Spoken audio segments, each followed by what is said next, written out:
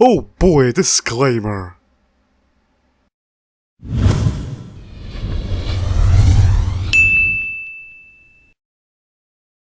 People may think that becoming a horror fan is easy. All you gotta do is play a few spooky games, watch a few scary movies, and boom, you're a horror fan. Well, you're wrong. It's not that simple. Hell, it's hard to even know where to start sometimes. For starters, there are several subgenres, and there's also many different forms of horror media, and about a gazillion of each of those. Just look at all this! Well, thankfully birthdays are a thing, because for my birthday this year I got this, the 100 must-see horror movies scratch poster. Now, being honest, I've seen the majority of these, but it got me thinking, why not review every movie on this list one at a time? If these are indeed the must-see horror movies, it would be a great way for me to introduce potential fans to the genre, at least as far as movies are concerned, and then I'll scratch them off as I go. I thought about it over a cup of tea and I decided to give it a go. So grab some snacks, turn out the lights, hide under the comfiest blanket you can find, and join me as I take a look at the 100 must-see horror movies.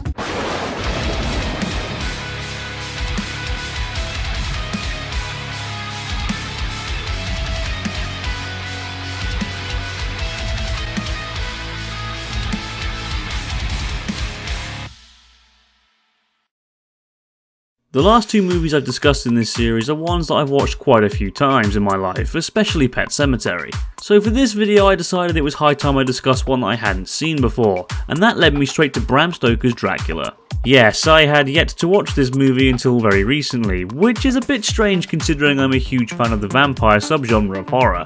And no, that doesn't mean I like Twilight. I like scary vampires, not sparkling idiots who are obsessed with planks of wood. As a fan of the 1931 Dracula movie starring Bela Lugosi and the 1958 Hammer horror movie Dracula, I really don't have any excuses or reasons to have not watched this movie for so long. I even watched Nosferatu before I watched this, and considering it stars Gary Oldman and Anthony Hopkins, two of my all-time favourite actors, I'm scratching my head as to why it took me so long. But thanks to Netflix, I was able to watch it and scratch it off the poster.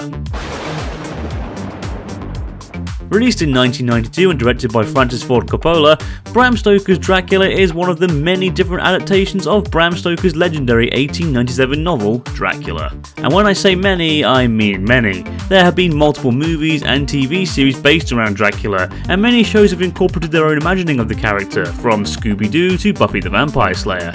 With this being one of the very few film adaptations chosen to represent Dracula on the poster, it just has to be good, doesn't it? Well, before I dive in, I just want to say that from this review I will be changing how I do these reviews. Rather than going into detail about the film before getting to the good, the bad and the overall, the review will now consist of the good and the bad and the overall. The review will still contain spoilers, so if you're like me and you haven't had the chance to watch this film yet, skip to this time code to get to the overall section of the review. Go on, I'll wait. The good. Bram Stoker's Dracula follows the novel pretty closely. It follows the basic plot of Dracula moving from Transylvania to England so he can hunt more people for their blood whilst continuing to spread the vampire curse. Meanwhile, trying to stop him is a small group of people led by Professor Abraham Van Helsing.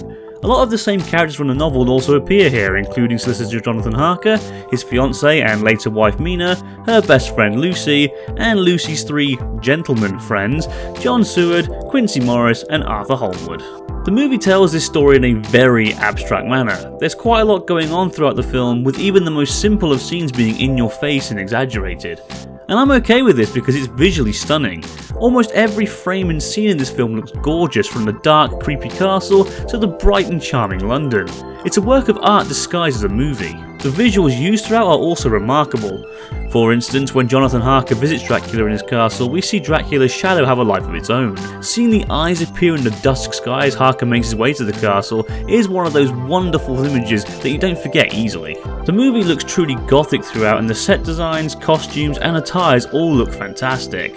I'm not sure what was going on with Dracula's hair in the first act, but whatever. Speaking of Dracula, he does look imposing in this movie, at least in his human forms. As an elderly man, he has such a sinister vibe about him. The way he glides across the floor, his unnatural movements, the almost forced grin on his face. It all just adds up nicely. When he takes the form of a younger man, he looks less impressive, but it still works. The gore effects are also really well done in this movie. Sure, they are spread a bit thin, but when we get to the gore, we get to see some great colour. The blood splatter visuals are really nice, and it's great to see some bloody scenes in a movie about vampires. One aspect I really liked was the style in which the story was told. As the film goes on, we see many different styles used for different scenes. This is reminiscent of the novel, which was written in the style of letters, newspaper articles, and diary entries, all of which were written in their own style depending on which character wrote them. The acting in this movie is pretty damn impressive too, for the most part. Gary Oldman gives one of his all-time best performances here, managing to play several different styles of the same character. All of them are imposing in their own way and are memorable. Anthony Hopkins also puts on one hell of a performance as Abraham Van Helsing, but it's Anthony Hopkins, I don't need to tell you that. Winona Ryder also takes the role of Mina and does a great job with it. The bad. Sadly, rewatching this really did spoil it for me. Because I had seen the stunning cinematography and brilliant performances of Oldman, Hopkins and Ryder already, I wasn't as distracted by them on repeat viewings. This meant I get to see what else the film had to offer, which was, well, not much. The film suffers from what I like to call Avatar syndrome. Sure, it's a visual masterpiece and it engages you with its gorgeous style and fabulous design, but when you finally look past all of that, you realise it's a bit hollow. Imagine buying a beautiful cake only to realise there is no cake underneath the lovely icing. That's how this movie feels. One of the main causes for this is because, whilst having a lot in common with the novel, it still deviates from it. Now, I'm fine with change and adapting a story that's been told many different times over the years, but when the movie is named Bram Stoker's Dracula, you would expect it to follow it as close as possible. Maybe I'm nitpicking here, but I feel that's an important thing if you're going to brand it with the name of the author. Also, these changes don't add to the horror or the story. If anything, they retract from it. One of the biggest changes in the movie is Dracula's relationship with Mina. In the novel, she is very much against him and he goes through great lengths to get to her, eventually managing to secretly bite her several times and then forcing her to drink his blood. In this film, however, he believes she is his deceased fiancée reincarnated and falls in love with her. But not only that, she also falls in love with him, begging him to turn her into a vampire in the third act. This just doesn't feel right to me. The story of a woman being preyed on, bitten and potentially being given the curse of the undead is where the horror lies. Romanticising that just ruins it. And this film romanticises the entire plot to the extreme, to the point where it's borderline softcore pornography. And it's entirely unnecessary. In the scene when we hear the captain's log as Dracula makes his way from Transylvania to England, we also see Mina and Lucy running around in a storm, getting soaked, making sex noises and even kissing at one point. Why? There is no sexual relationship between them and it's never mentioned or brought up again, so why is it here? When Lucy gets bit by Dracula, in a wolf disguise because reasons, it's shown to be a sexually pleasurable experience. Again, why? This isn't scary and it's just distracting. Van Helsing mentioned several times that becoming undead is a painful experience, so why does Lucy appear to be orgasming over it? This doesn't look unpleasant. The problem here is the visuals and over-romanticised scenes distract you from the actual plot of the film, which isn't engaging nor is it easy to follow. Again, it has the Avatar effect of being so in your face and abstract that it distracts you from realising the plot has little to give. Also, it isn't scary. And I don't mean that as in it's trying to be scary but failing, I mean it as in it's not even trying to be scary. If anything, it's a romantic drama about vampires with the odd bit of blood thrown into the mix. Calling this a horror movie is a hell of a stretch, especially considering it was released in the 90s. And I can't not mention Keanu Reeves' performance. To put it bluntly, it's awful. His fake British accent is so forced and over the top, it's again distracting, which is slowly but surely becoming the official word for this movie. Not only that, but his American accent keeps slipping through from time to time. Originally, the role was offered to Christian Slater, who turned it down. He went on to regret this decision, and many people worldwide also felt his pain. To be fair to Keanu, he did try to do something different to what he was used to here, and I respect that, but sadly it just didn't work. The ending is a bit weak too.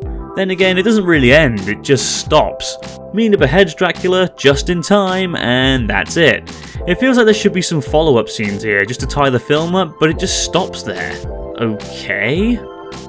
The overall, Bram Stoker's Dracula sadly didn't do it for me. Sure, it's a marvel in artistic design and the visuals are stunning and the acting, for the most part, is brilliant, but when you take away the beauty of the film, you're left with a movie that has an underwhelming plot that's oversexed and overdramatic simply to help distract you from that fact.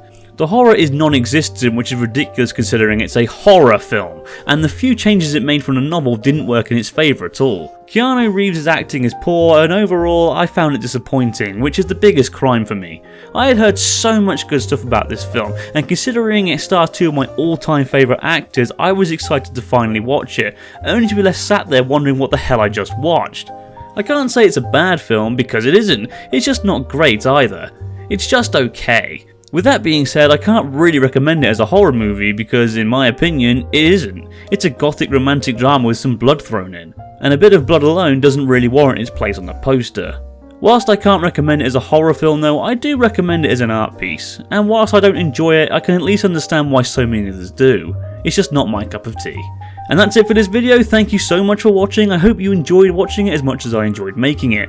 Have you seen Bram Stoker's Dracula? What were your thoughts on the film? Let me know down below. I'm Banterson, and I'll see you next time.